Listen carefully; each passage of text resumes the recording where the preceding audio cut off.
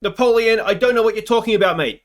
No, I didn't see you on the coverage of Sheffield Wednesday's Champions League final because Sheffield Wednesday are in League One.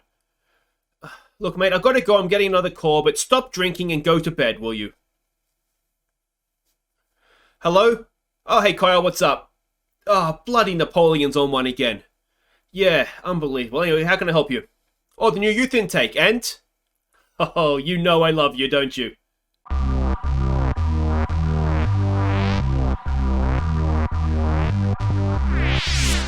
Hey guys, I'm Aussie Villain and welcome to Season 9, Episode 10 here at H&W Welders on The Impossible Dream. And today we've got some festive football versus Crusaders, who drew with us earlier on this year, and then a massive game. It's a title challenger, let's say, against Linfield. I think we go to Windsor Park, and hopefully we're going to come away with at least a point in that one. But the big news, so two bits of big news since last episode. The first bit of big news is, well, potentially a golden generation, which is absolutely huge. This is fantastic work from our director of football, Kyle Hay. Potentially, you haven't seen them yet, of course, but there's a lot of wingers in the system. We don't have any positional shortages. At least one of our goalkeepers looks a top prospect. We have a defensive midfielder who could go far. We have two top prospects in the center of midfield. We have one prospect, a wide midfielder who looks good. We have a good young Australian defensive midfielder from Tamworth who has caught the eye. This is they can see there, a real potential golden generation for the club.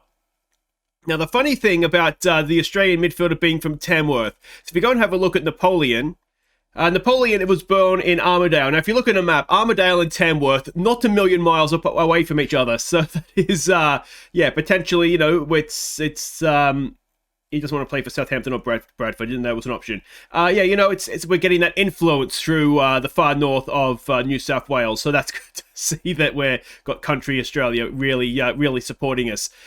So that is that. So potentially a golden generation, which is huge. Let's hope it is. And of course, the other bit of big news since last episode is the draw for the next round of the Europa Conference League, the first knockout round. So let's go see who we got in that. So here we go, Europa Conference, first knockout round draw time. Let's have a look and see what we've got here. Now, is it an open draw? It is an open draw, it looks like. So let's have a look at the teams that are involved. Cork City, Dynamo Kiev, Partizan, Ghent, as opposed to Genk, who topped our group. Orenburg of Russia, Rosenborg of Norway, St. Johnston, Dundalk, Wacker Molding, Galatasaray, Hibernian, Lask Linsk, Renders FC of Denmark, Sassuolo and Wolves. It's difficult to know who's come down from the Europa League. I'd say we want to avoid Sassuolo and Wolves, don't we? The Italian and the English club. We'd probably like to avoid the Russian team. The Russian teams typically aren't that bad. And Dynamo Kiev, I think we'd probably like to avoid, and maybe Partizan as well. But unfortunately for us, the way that it works is we don't get to choose who we play. So let's see who it is. Galatasaray first out. They get Renders. Wolves, we'd rather avoid them, please. We do. It's going to be Partizan. We'd probably rather avoid them, and we avoid them. Rosenborg, I think we'd accept. And that's who we get. All right, so it's going to be Rosenborg, the Norwegian super club. I think they're a Norwegian super club, aren't they? Certainly back in the late 90s they were. Sassuolo get Wacker Molding, and we'll see everybody else come out of the hat here. St. Johnston, which means Orenburg will be playing Hibernian. So that's not the worst draw we could have got. Rosenborg, as I said, they're a decent team, but certainly I think they're someone we'd like to think we could beat them, I think, wouldn't we? They've got some players there. They've got a good striker here, it looks like, 14 goals. We'll give him a quick scout, see what happens. But yeah, there we go. That is who will be playing in the next round of the Europa Conference League. Now, there is obviously some games to catch you up on, 4 of them, in fact. So let's get that underway, starting with a league game against Glenavon. Hugbro took advantage of a missed header to give us an early lead. Glenavon will level early in the second half, but Hull crossed for McGreevy at the back post to secure the 3 points. So we controlled the game. We definitely deserved to win. Their penalty was dubious at best. It didn't look like a penalty. The commentary said it didn't look like a penalty, but it was given and scored nonetheless. But we got there, got the 3 points. You can see from the XG tracker, we definitely deserved it. And just happy days, happy days. Next up in the league, it was Ballymena United. Cundell and McDade combined on the break to give us the perfect start. Centre-back Coyle made it 2-0 before McDade's second made it 3-0 at half-time. McDade found Omar Robin just after the break for his first Welders goal, before Cagbo's block shot fell for Luke Pandel. And then Cagbo produced a stunner to make it 6-0. Before he then turned provided across for McDade to complete his hat-trick, though we lost our clean sheet late on. So we absolutely smashed them. It was one of these games where we actually did take our chances. You can see our XG was only 2.5, no, well, not even 2.5. But we just kept putting chances away. We scored some really good goals. Everybody, for the most part, played well, except for Armstrong, who's continuing to have the incredible sulk. But, yeah, really, really good performance from us this one. Could not be happier. Obviously, 7 goals. Well, next up, we played Larne. Now, we've had a really good record against them lately. Let's see if we can continue that. We went in front early when Sean Simpson played in Fitzpatrick. Simpson and Fitzpatrick combined again early in the second half, before Fitzpatrick completed his hat-trick to secure a comfortable win. So I'm not really sure what's wrong with Larne this season. I mean, we're not the only team that's beating them. They're really, really struggling. Fitzpatrick was brilliant in this game. But yeah, it was comfortable. There's no other way around it. We just never looked like not winning the game after scoring in the second minute. They only had 2 shots on goal themselves, and brilliant, absolutely brilliant. The final game to catch you up on was against, I guess, almost a new Larne in a way, Carrick Rangers, who I think at the time are sitting 3rd in the league. Let's see how we went against them. We were ahead in the first half after Diora played in strike partner Thomas, but we threw away the 3 points late on. So we were absolutely robbed in this game. We should have scored more. They scored from one of only 2 shots on goal, and it just had that feeling late on in the game that you can see they didn't really have anything until they started getting a few chances, and it was just had that feeling that for whatever reason they were always going to score. So, you know, we tried to change things, it didn't work, and ultimately we've dropped points at home when we really, really can't afford to be doing it. But all in all, though, fairly successful in between episodes. We are 4 points back of Linfield, equal on goal difference with them. Look at Larne down there in 5th. I mean, I'd say we've already got them beaten in the league. We would have to have a monumental stuff up to not be in the top 2 this year. We've got a 10-point gap over 3rd, and Larne is even further back than that. So I'm relatively confident of a top 2 finish. Rosenborg, of course, coming up. Not the easiest, but certainly not the worst. So yeah, it's all gone fairly well since last episode, I'd say, given the youth intake preview we've got as well. But let's have a look and see what we're doing here against Crusaders, who we, of course, drew 0-0 with earlier on this season. We're expecting a 4-3-3 from them, 2 inverted wingers, so they're going to be sort of attacking narrowly. We are defending narrowly, aren't we? Yes, we are. And this is the team we're sending out. It's Jitter in goal. It's Robin, Coyle, Sobowale, and Bain as the back 4. We're sort of favouring the Linfield game here a little bit. A lot. It's McQuaid and De Rosser in midfield. It's King, Armstrong, and Fitzpatrick. Cagbo goes up top. Armstrong, you can see he's asking to leave. He's not in very good morale. We're trying to keep playing him so that he sees he's still part of the squad, and hopefully he gets over this little temper tantrum he's having. So we can see the team sheets there. I don't recognize any names on their bench or on their lineup, I should say. We did actually lose Armstrong. He went AWOL for training one day, so he's copped a fine for that. If we play our game, we'll win. Let's keep the run going. Yeah, so it's one of these now with Armstrong that it's really, we just need him to come out of this little spell that he's in. Now, while we're playing this game, Carrick Rangers are playing Linfield, so Carrick could do us a massive favour and take some points off them as well. But, you know, we can't really rely on that. You can see, though, the 2 drop points against Carrick would have put us obviously just 2 points back over Linfield, which would... Oh, it's a horrible goalkeeping error, and Cagbo has a 9th of the season. The goalkeeper has come out, he's done his best impersonation of Fluffy Hansky, and nowhere near it. Arsenal should sign him with corner goalkeeping like that. And, well, there we go, 1-0, and they've absolutely gifted it to us. Perfect start. Let's give them some praise. Armstrong still looking unsure. And I think the case with Armstrong is that I'm going to try and play him as much as possible in games where we can kind of afford to carry a passenger, particularly that number 10 role. We can kind of get, especially with wingers, we can kind of get away with it. Fitzpatrick's gone a long, long way here, and I'll tell you what, it wasn't the worst shot at the end of it. But I think in big games, we can't play him right now because his head's not in the game. So hopefully he will get over things, and if not, then we'll have to just bite the bullet and cash in on him. And he was offside, Fitzpatrick, there.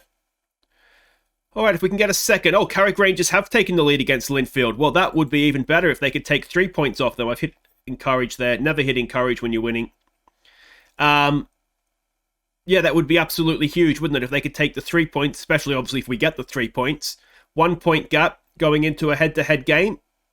Well, we could find ourselves top of the league at the end of this episode. Cogbo with a cross for King. Oh, Rory King, number 11. And Cogbo, he's an assist machine this year. Second, he did it against, was it Lan? Or was it Bellamina, where he put the cross in for the goal as well. He's not just getting on the end of things this year. He's the world's best number 9, isn't he? He does everything. He's the complete forward now. And there we go. 2-0 at the break. Thank you very much. And hopefully we will see more of the same in the second half. You've played well, but there's still room for improvement. I can definitely get on board with that. Pump our fists. Say we believe in them. They have what it takes. And we'll get back out there. I can't remember how many days it is between this one and the Linfield game. I think there is a few. Though I am wondering if what we might do here is just rest the wingers. Because I'm going to try and play with width against Lan. So we'll take King off. Play as a winger out there for me, please. We want O'Hare on for Fitzpatrick. Armstrong, just get out there out of the way for me, please. And we'll just put a flat 3 in midfield. And we'll sit O'Hare in there as a ball winner for me, please. So, where are you, ball winner? And Armstrong as... Yeah, just be a winger. Just stay out of the way. Have a little sulk on the sidelines. Let the fans give it to him. He's still looking unsure. We'll just keep praising them. Keep morale up. 20 minutes to play. Highlight. Good header there from Coyle down for Armstrong. He's done something useful. Armstrong, can he find himself a goal at the end of this? It would be wonderful if he could. We just need to get his morale back up again. Armstrong, a good ball for Curry, and I'll tell you what, that's more like it, Armstrong. Daniel Curry with a second of the season. I don't think Curry's going to make it with us. When he came through the academy, he was very highly rated. The problem he's having is that as we sign better players, and so the star rating, the standard of a star rating, if you know what I mean, sort of goes up, he's just not going to quite cut it for us. Which is a shame, obviously. It would be nice if, we'd like to have as many academy players as we can. But it doesn't look like it's going to happen, which is fine. We have a quick look at him there. He's just not going to quite make it, is he? Corner in. Goalkeeper's decided he's not going to flap at that one. 9 minutes to play. 3 goals up. This should all be fine, but we never know. Actually, this is December 23rd, so there's a three-day break between this and the Linfield game. Just worked that out in my head. Curry, tell you what, he's got some distance on that header from going backwards. DeRosa goes to try and close down the player. It's a very defensively minded centre midfield now with DeRosa and O'Hare in there, so you'd be annoyed if they play. He's offside, isn't he? No, he's not. Coyle, have a think about what you've done there, mate, and let's just go back off of attacking. You'd like to think we're not going to concede 3 goals in the last 8 minutes, but you wouldn't put it past us. Is he not offside? Referee. He certainly looked it. Here we go. Oh, Coyle's just stepped up too late. Unlucky. I mean, he's an absolute mile behind the rest of his defence, so maybe it's not that unlucky. But yeah, just didn't quite step up at the right time. We've got another highlight. Now, if they were to score again now, I'd be quite nervous at 3-2. Hopefully that's not going to happen. If we can go and nick this from them, please. Sobowale brings it down, forward to O'Hare. Gets it wide for Curry. Curry cuts in. Can he find a pass? Cargbo back to Curry. Goes on the outside. Can Curry pull one back? It's not quite landed for us. And is this the sucker punch coming now? Bain, go and get him, mate. Just bring him down. Stop the play. Go on, O'Hare. Bring him down. Oh, he's done even better. He's won it back. Look in the middle of the park. Oh, McQuaid was on. They've all stopped. Cargbo's in. Cargbo for a second. Oh. You really got to put that away, Hamza. Armstrong with a free kick. There it is towards Cargbo. That's hit the crossbar and gone over. They've got desperate, and that's probably going to open up the game, and, well, that'll be it now. We will win 3-1. A comfortable performance, that one. Really, really happy, and we've rested a couple of players as well, which is nice. Armstrong's got 90 minutes. We'll say we're pleased. Yeah, we'll let him be inspired and motivated. So there we go. Linfield, 88th minute. So close. But we've got that gap back to 2 points, which is nice. And of course, if we were... Oh, there was someone there. Who was... White suffers defeat against a former club. I don't even remember him. He was here last year. Oh, that's the left back. That was a left back we signed very, very temporarily. Okay, I remember you now. But there we go. That is that. Wait, right there. 175th appearance for McQuaid. Well done to you. Wait right there, guys. We'll be back to take on good old Linfield, and let's see if we can finally get one over them. Okay, welcome back. Here we go. Top of the table clash. A proper title 6-pointer here. If we win, we go top. We've got a better goal difference than Linfield now as well. We are away from home, so you'd say with the split still to come, we'd be happy with a draw here, wouldn't we? But certainly we want to go and try and win the game if at all we can. We can see what we're expecting here. It's what we always see from them, the 4-2-3-1, and they always seem to get the better of us as well. And this is the team that we're sending out. It's more or less our strongest team with a little bit of a tweak. Obviously, we've decided to go a little bit more defensive. A little bit of injury news. Napoleon has a cold, so he's up in bed with some chicken noodle soup, and he will be back soon, but just not quite able to play this one. So it's Jidda in goal. It's McCullough, Davenport, Simpson, and Hall as the back four. Gribben as the halfback, just sitting in there, just trying to protect the back four for us. It's going to be McQuaid coming in for Napoleon with McGreevy next to him. It is King and Fitzpatrick with McGade up top. Cargbo's on the bench. I was tempted. I'm still tempted to play a target man up top. But we'll go with McDade. He's essentially a target man anyway. He's just a little bit more rounded. So we'll go with that. Try him as an advanced forward. And if we need to change his role, we can do that during the game. Alright, so we can see the team sheets here. Connor Hunter, of course, who we had back season 1 or 2 before he was so rudely taken away by us. Oh, and Gareth Wilson, of course, on the bench as well, who was sold from under us this past summer. No pressure on you today, boys? Or do we say go out there and impress me? Let's say no pressure. I don't really think there is. I mean, if you're looking at this, obviously we want to win. We're not expected to win, whereas Linfield obviously at home will be. So we've got really nothing to lose. Linfield will be expected and expecting to go on and win the league this year with Larne struggling so badly.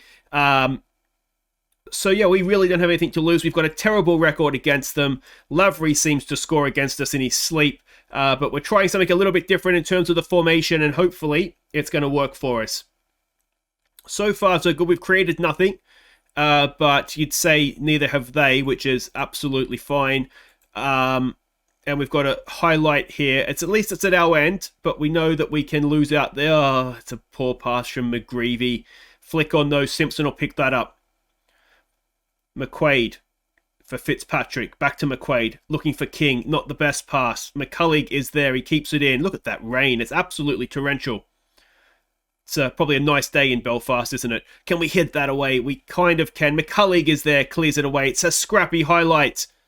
Linfield have it again. Ball forward again. It's headed away. McKing has it. McGreevy. McDade's in. McDade. Can he find the finish? Aaron McDade. Oh, he does. Aaron McDade with a 16th of the season. And we take the lead at Windsor Park. It was a scrappy highlight. It wasn't great football. But McGreevy with the pass that split the Linfield defence. King has got to take a lot of credit for that as well. He won the ball back. And, well, a good ball over the top. It's Sam Allardyce football, isn't it? But it's got the job done. And we go 1-0 up. Let's give them some praise for that. One shot, one goal. But that's okay with me. We're top of the league as things stand. Fitzpatrick with a corner in. Headed away.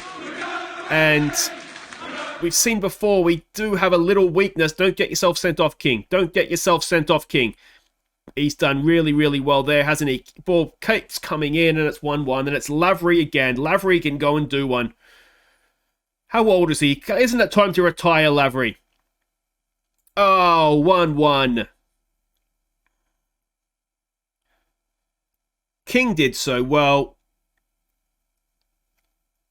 And Lavery's movement, I mean, he's... as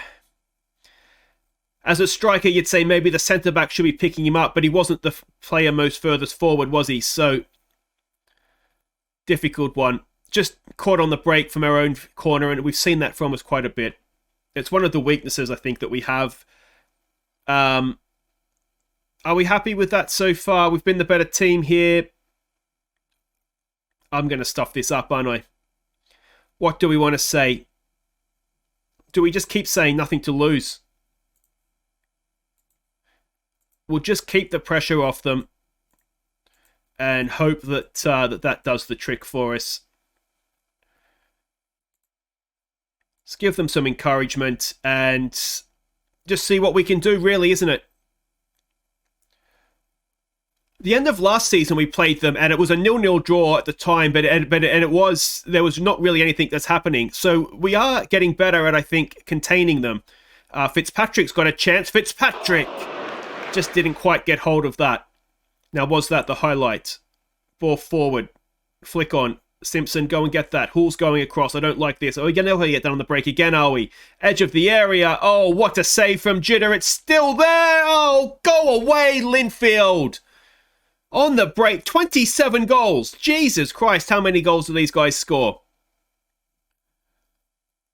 Done on the break twice.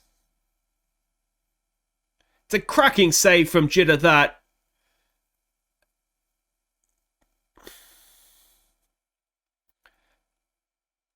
It's just not quite working, is it? McQuaid is having a bit of a big game blunder. Let's get Cundell on for him. Let's give them some encouragement. We do have Simpson on the bench. At some point soon, we'll have to go with a number 10. I think that point is probably now, isn't it? About 15 to play. So Gribben will come off. He hasn't had a great game in there. I mean, he's probably done his job, to be fair. But, yeah. And I think the next move is probably to stick Kagbo on up top. The problem we have with that is, who do we take off?